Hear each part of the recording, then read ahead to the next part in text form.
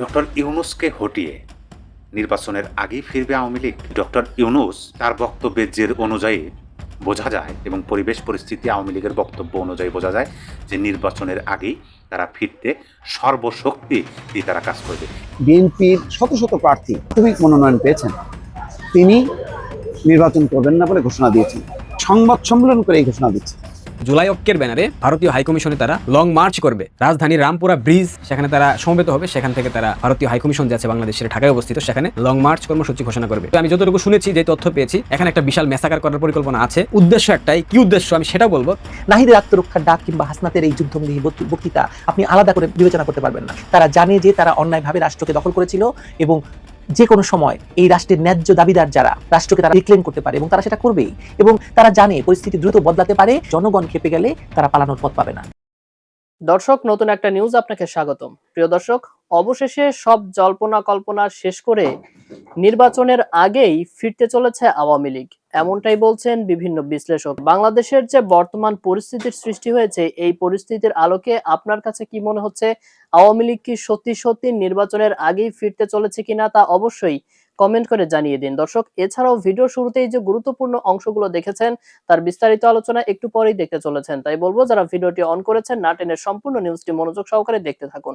তো দর্শক, আর দেরি না করে চলুন দেখে আসবো আজকে সেই কাঙ্ক্ষিত ভিডিওগুলো। তবে তার আগে বলবো, যারা এখনো চ্যানেলটি সাবস্ক্রাইব করেননি, অবশ্যই চ্যানেলটি সাবস্ক্রাইব করে পাশে থাকা বেল আইকনটি ক্লিক করে দিন। আর যারা ইতিমধ্যেই চ্যানেলটি সাবস্ক্রাইব করে রেখেছেন, তাদেরকে অসংখ্য ধন্যবাদ। তো চলুন দর্শক, ভিডিওটিতে একটি লাইক দিয়ে আমরা ধারাবাহিকভাবে সবগুলো ভিডিওর আলোচনা দেখে আসি। ডক্টর ইউনূসকে হটিয়ে নির্বাচনের আগেই ফিরবে আওয়ামী লীগ, এই প্রশ্নটা অথবা এই আলোচনাটা ঠিক এই মুহূর্তে সামনে আসার অন্যতম কারণ হলেন স্বয়ং ডক্টর ইউনূস নিজেই। দেখেন, এই কথাটা যদি আমরা দুইজনের মুখ থেকে শুনি তাহলে দুই ধরনের শোনায়। এই কথাটা যদি আওয়ামী লীগের কারো মুখ থেকে শুনেন, ধরেন আওয়ামী সভানেত্রী শেখ হাসিনা অথবা বাহাউদ্দিন নাসিম, ওবায়দুল কাদের, হাসান মাহমুদ, মানে এদের মতো আওয়ামী লীগের কারো মুখ থেকে যদি শোনেন যে নির্বাচনের আগেই আমরা ফিরব ইউনূসকে হটিয়ে, তাহলে এটা দ্বারা কী বোঝায়? যে এটা আওয়ামী লীগের কৌশল, ফিরে আসার কৌশল, এবং এটা এই মাফিকে আওয়ামী লীগ কাজ করতেছে আওয়ামী সমর্থকদের জন্য। এটা হচ্ছে কি বলে যে স্বপ্নের মতো, আশার আলো, এরকমই। আর এই কথাটাই যদি আপনি বর্তমান সরকারের মুখ থেকে শুনেন, স্বয়ং প্রধান উপদেষ্টায় যদি এই কথাটা বলেন, তাহলে এইটা কি দাঁড়ায়? এইটা আমাদের যে ইঙ্গিত দেয় সেটা হচ্ছে ভয়, সংশয়, আতঙ্ক, এক নাম্বার। আর দুই নাম্বারে এটা অন্যভাবেও হতে পারে যে ওই জুজুর ভয় দেখিয়ে সবাইকে আবার ঐক্যবদ্ধ করে নিজের ক্ষমতাকে মজবুত করার প্রচেষ্টা, এটাও হতে পারে। এখন এই যে আমি আপনাদেরকে প্রথমেই একটা প্রশ্ন করলাম যে ডক্টর ইউনূসকে হটিয়ে নির্বাচনের আগেই ফিরবে আওয়ামী লীগ, এই কথাটা স্বয়ং প্রধান উপদেষ্টা নিজেই বলছেন গতকালকে 16 ডিসেম্বর মহান বিজয় দিবস উপলক্ষে প্রধান উপদেষ্টা অধ্যাপক মোহাম্মদ ইউনূস জাতির উদ্দেশ্যে যে ভাষণ দিয়েছেন, সেই ভাষণে তিনি এই বিষয়ে কিছু কথা বলছেন, যেটা নিয়ে বাংলাদেশের মিডিয়াতে এটা নিউজ হয়েছে। যেমন ধরেন, বিবিসিতে নিউজ হয়েছে যে নির্বাচনের আগেই ফিরতে মরিয়া আওয়ামী লীগ। সমকালে নিউজ হচ্ছে নির্বাচনের আগেই ফিরতে মরিয়া পলাতক শক্তি, প্রধান উপদেষ্টা। এইভাবে বিভিন্ন নিউজে, পত্রিকাতে নিউজ হয়েছে। ওই যে মূল একটাই অভিযোগ বিভিন্নভাবে তোলা হইতেছে। প্রধান উপদেষ্টার বক্তব্য হয়তো বা আপনারাও শুনছেন যে এই যে ওসমান হাদির উপর যে হামলা হয়েছে, সেইটাও আওয়ামী লীগের উপর, মানে অভিযোগটা দেওয়া হইতেছে যে আওয়ামী লীগ তৎপরতা, দেশের মধ্যে বিশৃঙ্খল সৃষ্টি করার জন্য, বিশৃঙ্খলা, এরকম বাংলাদেশের রাজনীতিতে অভিযোগ থাকবে। এটা বাংলাদেশের মানুষ স্বাভাবিকভাবেই নেয় এবং নিচ্ছে। এখন এই বিষয়টা আমরা বোঝার চেষ্টা করব যে আদৌ আওয়ামী লীগ নির্বাচনের আগেই ফিরবে কিনা। এখন এইখানে প্রথমে যদি আমরা আওয়ামী লীগের বক্তব্যটা আগে আনি, তাহলে বিবিসির একটা শিরোনাম আপনাদেরকে শোনায়, আপনাদের যদি সময় সুযোগ হয় আপনারা এই শিরোনামের নিউজটা পরিপূর্ণ পড়ে দেখতে পারেন। বিবিসি বাংলার শিরোনাম হলো, তফসিল প্রত্যাখ্যান করলেও নির্বাচন বয়কট করছে না আওয়ামী লীগ। আওয়ামী লীগ হচ্ছে নির্বাচনমুখী রাজনৈতিক দল, জনগণের ভোটের প্রতি তাদের বিশ্বাস এবং আস্থা আছে, কিন্তু আওয়ামী লীগকে বাদ দিয়ে নির্বাচন করলে সে নির্বাচন আওয়ামী লীগ বয়কট করবে না, কিন্তু সে নির্বাচনকে প্রতিরোধ করবে। বিষয়টা বোঝার চেষ্টা করুন, এটা হচ্ছে আওয়ামী লীগের ভাষ্য। এখন 16 ডিসেম্বর প্রধান উপদেষ্টা বললেন যে নির্বাচনের আগেই আওয়ামী লীগ ফেরার জন্য মানে খুব তৎপরতা চালাইতেছে। তাহলে দুইটার যে নিউজ, দুইটা পক্ষ যদি আপনি ধরেন, ইউনূস সরকারের পক্ষ এবং আওয়ামী লীগ পক্ষ, এই দুইটা পক্ষের বক্তব্য কিন্তু মিলে গেল। তার মানে কি, এইখানে কিন্তু আওয়ামী লীগ ফিরে আসার সম্ভাবনাটা পার্সেন্টেজের দিক দিয়ে অনেক এগিয়ে থাকলো। আচ্ছা, এইটা মনে রাখেন, মূল বিষয় কিন্তু ওইটাই যে নির্বাচনের আগেই ফিরবে আওয়ামী লীগ। এই বিষয়গুলো এই জন্য আপনাদেরকে বললাম, এক নম্বরে যখন দেখবেন যে যারা বর্তমান বাংলাদেশের রাষ্ট্র ক্ষমতায় আছে বা একটা রাষ্ট্রের রাষ্ট্র ক্ষমতায় বর্তমান সময় যারা আছে, তাদের মুখ থেকে যখন তারা যাদেরকে ক্ষমতাচ্যুত করিয়ে বা ক্ষমতা থেকে হটিয়ে ক্ষমতায় আসছে এবং ক্ষমতায় আসার পরে তারা যখন এই কথাগুলো প্রকাশ্যে বলেন যে পতিত শক্তি বা পরাজিত শক্তি যারা ক্ষমতাচ্যুত হয়েছে তারা নির্বাচনের আগেই ফিরতে মরিয়া হয়ে উঠছে এবং সেইটা সামাল দিতে যে হিমশিম খাচ্ছে, এটা যখন বহির্প্রকাশ ঘটবে এক সাইডে, অন্য সাইডে যখন দেখবেন যে যাদেরকে ক্ষমতাচ্যুত করা হয়েছে তাদের বিরুদ্ধে অবস্থান করা ব্যক্তি বা রাজনৈতিক দল যারা ছিলেন তাদের মধ্যে যে বিভেদ দৃশ্যমান, এইটা কিভাবে হলো? যেমন ধরেন ওসমান হাদি, তাকে গুলিবিদ্ধ করছে এবং এই ঘটনার পরিপ্রেক্ষিতে বাংলাদেশের সকল রাজনৈতিক দলের এক সমন্বয়ে একটা সমাবেশ ডাকা হয়েছিল, সর্বদলীয় সমাবেশ। সেই সমাবেশে বিএনপিও কিন্তু সংহতি জানাইছিল, কিন্তু তারা উপস্থিত হয় নাই, কারণ তারা বুঝতে পারছে এটা ম্যাটিকুলাস ডিজাইনের, মানে বিএনপিকে আবার কলা দেখানোর মতো হতে পারে, বা সেখানে যে ভারত বিরোধী বা স্বাধীনতা বিরোধী যদি কোনো বক্তব্য দেওয়া হয় সেই সম্পূর্ণ দায়ভার বিএনপির ঘাড়ে চাপাইতে পারে। এই বিষয়গুলো বিবেচনা করে বিএনপি কিন্তু সেখানে সশরীরে উপস্থিত হয়নি। এখন আমরা জানতেছি, দেখেন আব্দুল হাদির ঘটনা ঘটলো, সেই ওসমান হাদির ঘটনার পরিপ্রেক্ষিতে 1 ঘন্টাও যায় নাই বিএনপির দিকে আঙুল তোলা হলো। কেন? এইটা তো এই যে শত্রু ভাবাপন্ন অবস্থান, দেখেন একদিকে সরকারের এখানে দুর্বলতা তিনি নিজেই প্রকাশ করতেছেন যে নির্বাচনের আগেই ফিরতে চায় আওয়ামী লীগ, অপরদিকে রাজনৈতিক দলগুলোর মধ্যে বিভেদ দৃশ্যমান। আওয়ামী লীগের বক্তব্য যে নির্বাচনকে তারা বয়কট করতেছে না, কিন্তু প্রতিহত করবে, প্রতিরোধ করবে। এবং দেশের মধ্যে মহান বিজয় দিবসে বিজয়ের বিপক্ষে যারা মানে পরাজিত হয়েছিল, পরাজিতরা যখন বিজয় দিবস উদযাপন করে তখন দেশের মানুষের মনের মধ্যে যে প্রশ্নের উদয় হয়, দেশের মানুষের মনের মধ্যে যে মানে সংশয় উদয় হয় এবং স্বাধীনতা মুক্তিযুদ্ধের পক্ষে যারা বিজয় অর্জন করছিল তাদের অনুপস্থিতি যখন দেশের মানুষ বুঝতে শুরু করে, তখন কিন্তু এটা খুবই স্পষ্টভাবেই বোঝা যায় যে আর বেশি দেরি নাই। পরিবেশ পরিস্থিতি দেখে মনে হয় যে হ্যাঁ, প্রধান উপদেষ্টা যেটা বলছেন তিনি তো না বুঝে বলেন নাই, বা তিনি কোনো কি বলে তথ্য ছাড়া তো এই কথাগুলো বলেন না, হয়তো বা তিনি তথ্য ছাড়া কথা বলছেন, হয়তো বা তিনি ম্যাটিকুলাস ডিজাইনের অংশ হিসেবে কথা বলছেন যে দলটাকে আরও একটু কোণঠাসা করে রাখার জন্য এরকম বয়ান চলে যায়। যাই হোক, কিন্তু পরিবেশ পরিস্থিতি দেখে আমার ছোট বিদ্যা বুদ্ধিতে আমি যতটুকু বুঝতেছি যে ডক্টর ইউনূস তার বক্তব্যের যে অনুযায়ী বোঝা যায় এবং পরিবেশ পরিস্থিতি আওয়ামী লীগের বক্তব্য অনুযায়ী বোঝা যায় যে নির্বাচনের আগেই তারা ফিরতে সর্বশক্তি দিয়ে তারা কাজ করবে। এটার আওয়ামী লীগের জন্য আরেকটু সহজ হয়ে গেছে। এই জন্য সহজ হয়েছে সেটা আপনাদেরকে বলি যে বাংলাদেশের রাজনীতিটা হলো এমন রাজনীতি, শত্রু আমার বন্ধু, এই বিষয়টা কিন্তু খুব ভালোভাবে কাজ করে। শত্রু আমার বন্ধু মানে হলো কি, যেমন ধরেন বর্তমান সরকার আওয়ামী লীগের শত্রু, বা আওয়ামী লীগ বর্তমান সরকারের শত্রু, এবং পাশাপাশি বর্তমান সরকারের উপদেষ্টাদের মুখ থেকে যে সমস্ত বক্তব্য বের হয়েছে ভারত বিদ্বেষের বক্তব্য, এবং বর্তমান সরকারের নিয়োগকর্তারা যেভাবে বর্তমানেও ভারতকে ভেঙে টুকরো করে দেওয়ার কথা বলতেছে, যেমন হাসনাত আবদুল্লাহর বক্তব্য কিন্তু সে বিষয়ে আমি একটা ভিডিও দিচ্ছি। তিনি বলছেন যে ভারতের 7 সিস্টার্সে যে উগ্রবাদী আছে, বিচ্ছিন্নতাবাদী আছে, যারা আলাদা হতে চায় তাদেরকে নাকি হাসনাত আবদুল্লাহরা আশ্রয় দেবেন এবং সেই আশ্রয়ের মাধ্যমে তাদেরকে সহযোগিতা করে ভারতের 7 সিস্টার বা 7টা রাজ্য তারা ভেঙে টুকরো করে দেবেন, এই ধরনের বক্তব্য।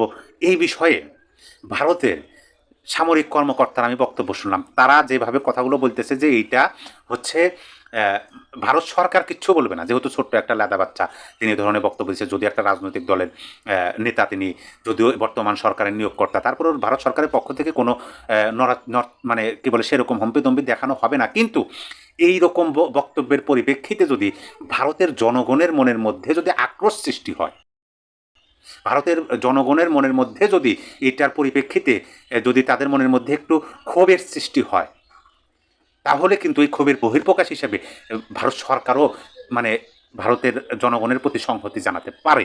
এই ধরনের বক্তব্য কিন্তু তারা দিচ্ছে। এখন আমরা তো এইটা খুব ভালোভাবেই জানি, খুব স্পষ্টভাবেই জানি যে আওয়ামী লীগকে খুবই ভালোভাবে আশ্রয় এবং প্রশ্রয় দিয়ে আসতেছেন গত 16 মাস ধরে ভারত, এবং বাংলাদেশে আওয়ামী লীগবিহীন বাংলাদেশে ভারত বিরোধী যে একটা বিদ্বেষ সৃষ্টি হয়েছে সেটার পরিপ্রেক্ষিতে কি এখন ভারতেরও শত্রু।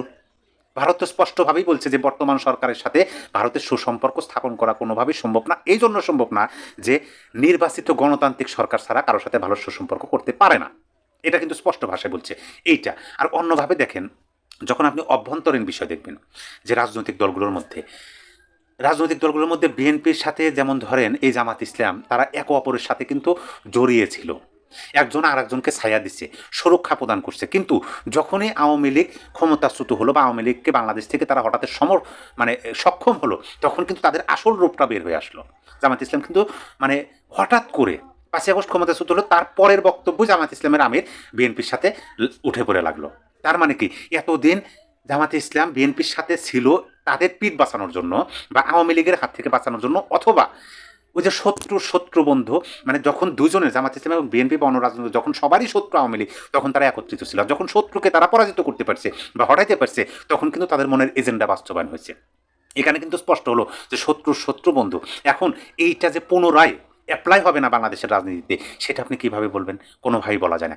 সকল পরিবেশ পরিস্থিতি দেখে আওয়ামী লীগের বক্তব্য, প্রধান উপদেষ্টার বক্তব্য, বর্তমান বাংলাদেশের রাজনৈতিক পরিবেশ পরিস্থিতি এবং বিজয় দিবস যেভাবে পরাজিতরা উদযাপন করল, সকল কিছু বিচার বিবেচনা করে আপনার কাছে কি মনে হয়?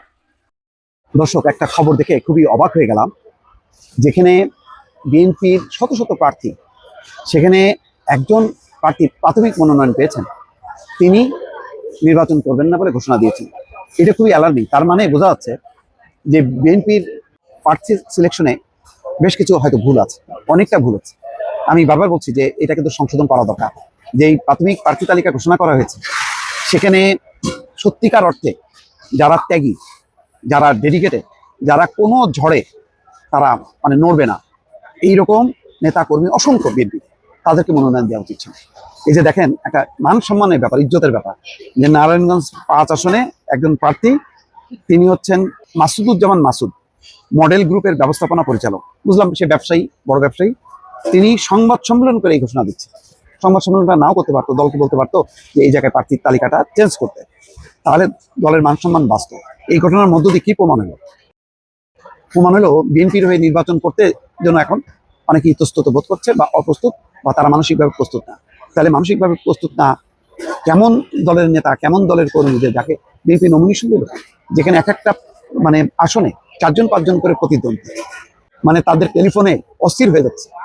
সেখানে মনোনয়ন পেয়েও সে বলতেছে নির্বাচন করবে না, কারণ নিরাপত্তাজনিত কারণে, তার পরিবারের আপত্তির কারণে তিনি আর নির্বাচন করবেন না বলে আনুষ্ঠানিকভাবে প্রেস কনফারেন্স করে তিনি ঘোষণা দিচ্ছেন, যে বলছেন যে আমার ব্যক্তিগত এবং পারিবারিক নিরাপত্তাজনিত কারণে আমি নিজ থেকে নির্বাচন থেকে সরে দাঁড়ানোর সিদ্ধান্ত নিয়েছি। আমার এবং আমার পরিবারের নিরাপত্তাজনিত কিছু বিষয় আছে, নেগেটিভ পরিবেশও এর কারণ। মূলত আমার ফ্যামিলি হচ্ছে ম্যাটার। পরিবারকে যিনি এত উপরে রাখে, তার পক্ষে কি মানে দল করা সম্ভব না। যদি সম্ভব না হয়, যে দলের উপরে স্থান দিতে চায় না, তাহলে সেই রকম লোককে দেওয়া হলো। আমি খুবই অবাক হলাম বিএনপির এই যে সিলেকশনের ব্যাপারে।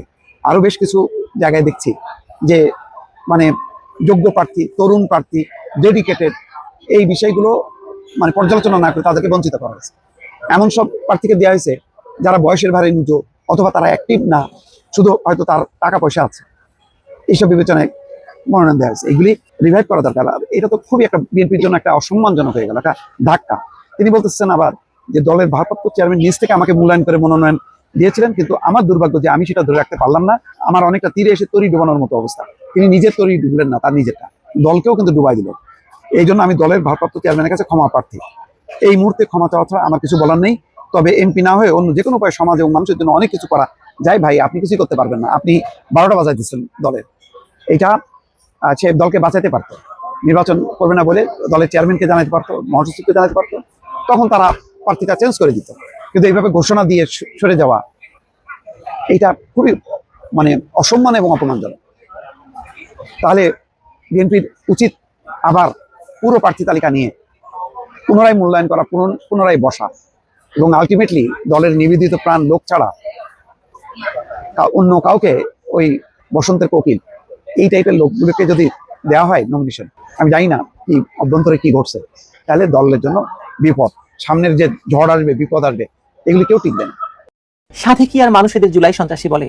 এই 2 দিন আগেও যে মানুষটি সরকারের মন্ত্রী ছিলেন তিনি কিনা রাস্তায় নেমে লাশের বদলে লাশ চাইছে। আরে অবোধ, এই লাশটা ফেলছে কে? লাশও ফেলছে এরাই, আবার লাশের বদলা লাশও চাইছে এরাই। আসলে জুলাই সন্ত্রাসে লাশ ফেলে ফেলে এদের লাশের খিদে বহু গুণ বেড়ে গেছে, আর সে কারণে এখন লাশের বদলে লাশ ছাড়া কোনো কথা আসছে না মুখে। আর ওদিকে হাসনাত চায় 7 সিস্টার ভেঙে দিতে, মানে খেয়ে ফেলতে। এই বেকুবকে কেউ বলে না যে অত গুড় আছেন না বাবা, ভারতের মতো একটি রাষ্ট্রের হাত পা কেটে ফেলতে চাইলে ভারত নিশ্চুপ বসে থাকবে? তখন এই হাসনাতের মতো জুলাই সন্ত্রাসীদের খুঁজেও পাওয়া যাবে না, এপিসি দিয়েও নিরাপত্তা দিতে পারবে না কেউ। আপনি তাদের বডি ল্যাঙ্গুয়েজ দেখেন, বক্তৃতার সময় যেন সেই মুহূর্তে সামনে পেলে প্রতিপক্ষকে ওরা হাদির যে অবস্থা হয়েছে সেই একই অবস্থা করে ফেলবে। নাহিদ যদিও নিজেদের নিরাপত্তা নিজেদেরই নিশ্চিত করার কথা বলছে, তার মানে তারা আসলে নিরাপত্তাহীনতা ভুগছে, তাই এরকম জিহাদি জোশে মানুষকে উস্কাতে চাইছে। কেন ওদের এই জিহাদি জোশ বাড়ছে সেই প্রশ্নটি দিয়েই আলোচনা শুরু করি আজকে। চলুন, এই যে হাসনাত, মাহফুজ আর নাহিদের কথা বললাম, এদের তিনজনকে একসঙ্গে দেখলেই বোঝা যায় দেশের রাজনীতিতে হঠাৎ যে তীব্র আগ্রাসী ভাষার স্রোত বইছে তা কোনো বিচ্ছিন্ন ঘটনা নয় বা আবেগ নয়, এটা এক ধরনের রাজনৈতিক স্লিপেজ, যেখানে যুক্তি ধীরে ধীরে সরে যায়, মানে জায়গা করে নেয় সংঘাতমুখী আত্মরক্ষার মানসিকতা। প্রতিটি বক্তব্য যেন একটা বড় সংকটের আহ্বান, যেখানে রাষ্ট্রকে আর নির্ভরযোগ্য মনে করছে না এরা, আর প্রতিপক্ষকে ভাবছে অস্তিত্বের জন্য হুমকি হিসাবে। আর প্রতিপক্ষ কারা? আওয়ামী লীগ। আপনি মুক্তিযুদ্ধের কথা বলবেন, আপনি ওদের প্রতিপক্ষ। আপনি স্বাধীনতার কথা বলবেন, আপনি ওদের প্রতিপক্ষ। আপনি ভারত বাংলাদেশ সম্পর্কের কথা বলবেন, আপনি ওদের প্রতিপক্ষ। আপনাকে ধরে নিয়ে যাওয়া হবে, আপনাকে হত্যাযোগ্য করা হবে, আপনাকে মব দিয়ে মেরে ফেলা হবে, আপনাকে সন্ত্রাস দমন আইনে আপনার বিরুদ্ধে মামলা হবে, আনিস আলমগীরের যেমন হয়েছে। মাহফুজ আলমকে দিয়ে শুরু করি। ক্ষমতায় যখন সে ছিল, মানে তিনি নিয়মিত আমাদের কথা শোনাতেন এবং বলতেন যে সংঘাত বাড়লে দেশ অশান্ত হবে, রাজনৈতিক সহনশীলতা ছাড়া সামনে কোনো পথ খোলা নেই। তখন তার ভাষা ছিল সুশীল, শান্তিময়, শান্তির পক্ষের ভাষা, মানে বোঝা যেত। এখন সেই মানুষটা বলছেন সুশীলগিরি বাদ দিতে হবে, একটা লাশ পড়লে আমরা আরো লাশ নেব। আরে রাষ্ট্র তাকে আর কি রক্ষা করতে পারছে না? এই ধারণা যখন মাথায় ঢুকে গেছে তখন তার ভাষাও গেছে বদলে। এই রূপান্তর কেবল ব্যক্তিগত নয়, ক্ষমতার অবস্থান পাল্টানোর সঙ্গে সঙ্গে দায়িত্বশীলতার যে বোধ সেটাও তার উড়ে গেছে। আর এখানেই ভয়টা সবচেয়ে বেশি, কারণ এতে বোঝা যাচ্ছে ক্ষমতায় থাকলে তারা শান্তির ভাষা শুধু মুখে বলে সুবিধার জন্য, আর ক্ষমতার বাইরে গেলে সেই ভাষার প্রয়োজন ফুরিয়ে যায়। তখন তাদের বডি ল্যাঙ্গুয়েজ, মুখের ভাষা হয়ে ওঠে ভয়ঙ্কর আগ্রাসী। আর তার এই লাশের বদলা লাশের কথা শুধু উত্তেজনা ছড়ানো নয়, তার মানসিক অবস্থারও প্রতিফলন, যেখানে ক্ষমতা না থাকলে সংঘাত শক্তি অর্জনের একমাত্র পথ, কিংবা এতটাই সে নিরাপত্তাহীন বোধ করছে যে তারা লাশের বদলে লাশ ফেলার হুমকি দিচ্ছে। নাহিদ ইসলামের কথায় আত্মরক্ষার সুর আরো স্পষ্ট হয় যখন তিনি বলেন জনগণকেই নিজের নিরাপত্তা নিশ্চিত করতে হবে। তখন তিনি আসলে বলেন যে রাষ্ট্র তার দায়িত্ব পালন করতে পারছে না, ব্যর্থ হয়েছে, ডক্টর ইউনূসের সরকার ব্যর্থ। এই ধরনের কথা সাধারণত মানুষকে সংগঠিত করার বদলে বেসরকারি নিরাপত্তা কাঠামোর জন্ম দেয়। আপনাদের মনে থাকার কথা যে আসিফ মাহমুদ সজীব ভুইয়া ট্রেনিং দিয়ে মানুষকে তাদের বডিগার্ড বানানোর কথা বলেছিলেন, একটা প্যারামিলিটারি বাহিনীর কথা বলেছিলেন। মানে একবার এরকম একটা প্যারামিলিটারি গঠনের বা বেসরকারি নিরাপত্তা কাঠামো গঠনের কথা সমাজে ছড়িয়ে পড়লে শান্তির জায়গা তো থাকার কথা নয়, তাই না? আসিফ মোহাম্মদ সজীব ভুইয়া কিন্তু তার নিজের AK-47 আছে, AK-47 রাইফেলের মালিক তিনি এক সময় সেনাবাহিনীকে হুমকি দিয়েছিলেন যে তিনি সেনাবাহিনীর বিরুদ্ধে অস্ত্র ধরবেন। কে জানে, নাহিদেরও হয়তো অস্ত্র দরকার নিরাপত্তার নামে। তিনি হয়তো সরাসরি সহিংসতার আহ্বান জানাচ্ছেন না, কিন্তু এই যুক্তি শেষ পর্যন্ত মানুষকে সহিংস করে তুলবে, নিজেদের রক্ষার প্রতিরোধ গড়ে তোলার কথা যে বলছে তিনি। আর প্রতিরোধের ভাষা খুব সহজে মিলিট্যান্ট হয়ে যায়, মানে সন্ত্রাসী হয়ে যায়, যেটা এখন স্পষ্টভাবে ঘটছে। একই অনুষ্ঠানে বক্তৃতা দিতে গিয়ে আরেক ওস্তাদ হাসনাত আব্দুল্লাহ এই চিত্রটিকে আন্তর্জাতিক মাত্রা দিয়ে দিয়েছেন। তিনি ভারতের বিরুদ্ধে সরাসরি বিচ্ছিন্নতাবাদী হুমকি দিয়েছেন। মানে তার তো এই বক্তব্য রাজনৈতিক হতে পারে না, কারণ এর মাধ্যমে তিনি শুধু প্রতিপক্ষকে নয়, সম্পূর্ণ একটি শক্তিশালী রাষ্ট্রকে শত্রু হিসেবে দাঁড় করিয়ে দিচ্ছেন বাংলাদেশের। এর ফলে অভ্যন্তরীণ সহিংসতার তাপমাত্রা এক ধাক্কায় অনেক উপরে উঠে যাবে। এই ভাষা তখন আর শুধু প্রতিশোধের নয়, বরং একটা যুদ্ধ পরিস্থিতি তৈরি করবে, মানে করেছে অলরেডি, যেখানে দেশ, সার্বভৌমত্ব, জাতির ভবিষ্যৎ ইত্যাদি বড় বড় শব্দ ব্যবহার করে মানে সংঘাতকে নৈতিক বৈধতা দেওয়ার চেষ্টা হচ্ছে। তার বক্তব্যে যে উপহাস এবং ঘৃণার সুর আছে, শিক্ষক, শিল্পী, টক শোতে অংশগ্রহণকারী সবাইকে তিনি হঠাৎ রাষ্ট্রবিরোধী বা দেশদ্রোহী হিসেবে চিহ্নিত করছেন এবং তাদেরকে তিনি হত্যাযোগ্য করে তোলার আহ্বান জানাচ্ছেন। তার বক্তব্যের কারণেই হয়তো ইউনূস সরকার সাংবাদিক আনিস আলমগীরকে সন্ত্রাস দমন আইনের দায়ের হওয়া একটি মামলায় গ্রেপ্তার করেছে। বাংলাদেশের যে ভিতরে যে রাজনৈতিক সামাজিক বিভাজন তা ভয়াবহভাবে তীব্র করে তুলছে এই অর্বাচীনের দল। মানুষ এখন আর রাজনৈতিক প্রতিপক্ষ দেখছে না, দেখছে শত্রু হিসেবে। আর এভাবেই বিগত 1 বছরেরও বেশি সময় ধরে রাজনৈতিক সহিংসতা বৈধতা পেয়েছে, মব কালচার তৈরি হয়েছে এবং আওয়ামী লীগ মানেই শত্রু, মুক্তিযুদ্ধ মানেই মানে তাদের শত্রুপক্ষ এবং তাদেরকে নির্মূল করে দাও, নিশ্চিহ্ন করে দাও। এবং তারা নিজেরাও বলে যে ঢাকা বিশ্ববিদ্যালয়ের নীল দলকে নিশ্চিহ্ন করে দিতে হবে। ফ্যাসিবাদ কাকে বলে বলেন তো? এই তিনজনের বক্তব্য যদি আপনি একসঙ্গে বিবেচনা করেন তাহলে দেখবেন সবাই ভিন্ন ভিন্ন টোনে কথা বললেও কিন্তু একই বার্তা দিচ্ছেন, একই কথা বলছেন। রাষ্ট্র ভেঙে পড়েছে, আমাদের রক্ষা করতে হবে, মানে নিজেদেরকে নিজে রক্ষা করতে হবে, আর প্রতিপক্ষকে নির্মূল করতে হবে। এই বয়ান সাধারণ সময়ের রাজনীতিতে জন্ম নেয় না, এটি জন্ম নেয় যখন রাষ্ট্রীয় কাঠামোকে অকার্যকর এবং পক্ষপাতদুষ্ট মনে করা হয়। হাদির উপর হামলা, পুলিশের সন্দেহভাজনদের ধরতে না পারা, এই হত্যাকারী সন্দেহ যাদেরকে করা হয়েছে তাদেরকে ধরতে না পারা, নির্বাচন ঘিরে অনিশ্চয়তা, এই সব ঘটনা তাদের এই অনুভূতিকে নিশ্চয়ই আরো তীব্র করে তুলেছে। মানুষকে ভয় দেখিয়ে নিজেরা যে ভয় পাচ্ছে সেই সব ভয় তাড়ানোর জন্য এই হঠাৎ গজিয়ে ওঠা নেতারা তাদের ভয়ঙ্কর উস্কানিমূলক ভাষাকে জনপ্রিয়তা অর্জনের উপায় হিসেবে দেখছেন। মাহফুজের রূপান্তর কিন্তু আকস্মিক নয়। তার সম্পর্কে আমরা জানি যে হিজবুত তাহরিরের মতো ভয়ঙ্কর সন্ত্রাসী সংগঠনের সঙ্গে তার রাজনৈতিক যোগাযোগ ছিল, তার স্কুলিং সেখানে হয়েছে, তার রাজনৈতিক এবং সন্ত্রাসী অতীত রয়েছে। তিনি আগে সংঘাতের বিরুদ্ধে যে কথা বলতেন তা তার নিজের ক্ষমতার নিরাপত্তা নিশ্চিত করার জন্য ছিল, আর এখন তিনি খোলস ছেড়ে বেরিয়ে এসে সংঘাতের পক্ষে কথা বলছেন, কারণ ক্ষমতার বাইরে থেকে শক্তি দেখানোর সবচেয়ে সহজ উপায় এটাই তার রাজনীতির শিক্ষা। হিজবুত তাহরির থেকে তিনি এটাই শিখেছেন। এই বৈপরীত্য শুধু তার মধ্যে নয়, বাংলাদেশের রাজনীতিতে অনেক সময় আমরা দেখেছি যে ক্ষমতায় গেলে নমনীয় হয় আর ক্ষমতা হারালে আগ্রাসী হয়ে ওঠে। ফলে জনগণ কখনো প্রকৃত অবস্থান জানতে পারে না, কে সত্যি শান্তি চায় আর কে শান্তির কথা বলে শুধু সুবিধা নিতে চায়। এদেরকে দেখে আপনি বুঝতে পারবেন সেটা। নাহিদের আত্মরক্ষার ডাক কিংবা হাসনাতের এই যুদ্ধংদেহী বক্তৃতা আপনি আলাদা করে বিবেচনা করতে পারবেন না। এগুলো একটি বড় ভাঙনের লক্ষণ, ভয়ের লক্ষণ। তাদের ভাষায় যে জিহাদি জোশ দেখা যাচ্ছে তা মূলত এক ধরনের ভয় থেকে সৃষ্টি। তারা জানে যে তারা অন্যায়ভাবে রাষ্ট্রকে দখল করেছিল এবং যে কোনো সময় এই রাষ্ট্রের ন্যায্য দাবিদার যারা রাষ্ট্রকে তারা রিক্লেম করতে পারে এবং তারা সেটা করবেই, এবং তখন তাদের অবস্থা কি হবে। ফলে তারা বিশ্বাস করছে যে এখন আর তারা সুশীল থাকবে না, তারা আসলে তাদের আসল সন্ত্রাসী রূপে ফিরে যাবে, যেটা দেখিয়ে তারা জুলাই সন্ত্রাসের মাধ্যমে ক্ষমতা দখল করেছিল। যেহেতু 1.5 বছর সময় পেরিয়ে গেছে, অনেকেই তাদের সেই সন্ত্রাসীর চেহারাটা একটু ভুলে গেছে। এখন সেটা মনে করিয়ে দিয়ে আবার তাদের অনুসারীদের মধ্যে উত্তেজনা ছড়ানোর চেষ্টা করছে এই সন্ত্রাসীরা। আমিও সে কারণেই বলি যে 2024 সালের জুলাই মাসে আসলে আন্দোলন হয়নি, হয়েছে ক্ষমতা দখলের অভিযান। আর এই অভিযানের প্রকৃতি ছিল চরমপন্থী এবং নতুন করে এরা সেই চরমপন্থা ছড়িয়ে দিতে চাইছে বাংলাদেশে। নির্বাচন যত দ্রুত কাছে আসছে ততই এদের আগ্রাসী বয়ান বাড়ছে। নির্বাচনকে কেউ গণভোট বলছে, কিন্তু এরা তো দেখছে তাদের জীবন মরণের প্রশ্ন হিসাবে। যখন রাজনৈতিক পরাজয়কে অস্তিত্বহানির সমান মনে করা হয় তখন সব পক্ষই সহিংসতার দিকে যায়। রাষ্ট্র তখন আর নিরপেক্ষ মঞ্চ থাকে না, হয়ে ওঠে লড়াইয়ের লক্ষ্য এবং মাধ্যম উভয়ই। এখানে সহিংস ভাষা কেবল প্রতিপক্ষকে ভয় দেখানোর জন্য নয়, নিজেদের শিবিরকে উন্মাদিত করার জন্য ব্যবহার করা হচ্ছে। আপনি নিজেকে প্রশ্ন করে দেখুন তো, এরা কি নতুন করে এরকম সহিংস হয়ে উঠছে, নাকি এই জিহাদি জোশ তাদের 2024-এর জুলাইও তারা প্রয়োগ করেছিল? কোটা আন্দোলনের নামে রাস্তায় নেমে তারা মানুষ মেরে, পুলিশ মেরে সমস্ত বাংলাদেশ জ্বালিয়ে দিয়ে তারপরে ক্ষমতা দখল করেছে। এই ক্ষমতা হাতছাড়া হওয়ার ভয় এদের কথায় কথায় এবং আচরণে এখন প্রতিফলিত হচ্ছে। তাদের বক্তব্যে যে হঠাৎ উত্তাপ, তা মূলত এই অনিশ্চয়তার প্রতিক্রিয়া। তারা জানে পরিস্থিতি দ্রুত বদলাতে পারে, মানে জানে প্রতিপক্ষ সংগঠিত হচ্ছে, জানে রাষ্ট্র যতই চেষ্টা করুক জনগণ খেপে গেলে তারা পালানোর পথ পাবে না। এই সবকিছু মিলে তারা আবার লাশের বদলে লাশ, নিজেদের নিরাপত্তা, ভারতকে ছিন্ন ভিন্ন করার হুমকি দিয়ে মানুষকে তাদের পক্ষে টানতে চাইছে। বাংলাদেশের রাজনীতিতে এমন ভাষা আগে ছিল না তা নয়, কিন্তু এর মাত্রা, ছন্দ, লক্ষ্য এখন পাল্টে গেছে। আগে এই আক্রমণ ছিল প্রতিপক্ষকে রাজনৈতিকভাবে ঘায়েল করার কৌশল, এখন এই নতুন সন্ত্রাসীরা তাদের অস্তিত্বের লড়াই হিসেবে এসব ভয়ঙ্কর হুমকি নিয়ে হাজির হয়েছে। তারা আসলে জিহাদে নেমেছে, জোশ উঠেছে বলে মনে হচ্ছে তাদের। পরিস্থিতি ক্রমেই আর উত্তপ্ত হবে, তাতে কোনো সন্দেহ নেই। যদি নির্বাচন হয় তাহলে তাদের জামানত থাকবে না, তারা জামানত হারাবে, কিন্তু নির্বাচনে যদি হয় তাহলে তো তাদের যেতে হবে। তাই আগে থেকে নির্বাচন থামাতে তারা যে কোনো পথ বেছে নেবে। লাশ তো মামুলি ব্যাপার মাত্র, লাশের বেশি কিছু থাকলে সেটাও তারা করবে। নির্বাচনে না জিতলে তাদের কপালে কি লেখা আছে সেটা ভেবে নিশ্চয়ই এদের কারোরই ঘুম হওয়ার কথা নয়। আসলে সে কারণে দিনের বেলা বক্তৃতা রাখতে গিয়ে তাদের মধ্যে জিহাদি জোশ টের পাওয়া যাচ্ছে, এবং এই জিহাদি জোশ বাংলাদেশকে আসলে একটা ভয়ঙ্কর জায়গায় নিয়ে যাচ্ছে। প্রিয় দর্শক, আমি আশা করছি সবগুলো ভিডিওই আপনি মনোযোগ সহকারে দেখেছেন। সেই সাথে দর্শক, এই ভিডিওগুলো সম্পর্কিত যদি কোনো তথ্য বা মতামত থাকে তাহলে তো অবশ্যই কমেন্ট করে জানিয়ে দিন। এতক্ষণ সাথে থাকার জন্য ধন্যবাদ। নিউজটি শেষ করছে এখানেই, ফিরছে আগামী ভিডিওতে নতুন কোনো টপিক নিয়ে। আল্লাহ হাফেজ।